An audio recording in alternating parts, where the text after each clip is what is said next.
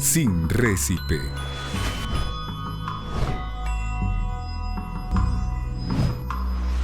Uno de los mejores recursos para controlar procesos reumáticos y el nivel de colesterol nos los brinda la naturaleza en una planta conocida como garra del diablo, y es una planta medicinal originaria del sur de África.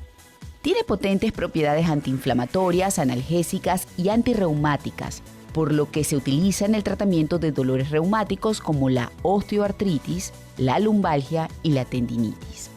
La garra del diablo se puede consumir de diversas maneras, siendo la forma más común en infusión. Para prepararla, hierve en una olla 2 tazas de agua. Al romper el hervor, agrega 2 gramos de raíces secas de garra del diablo. Deja a fuego bajo por 10 minutos. Pasado ese tiempo, cuela la infusión, sirve y toma de 2 a 3 veces al día.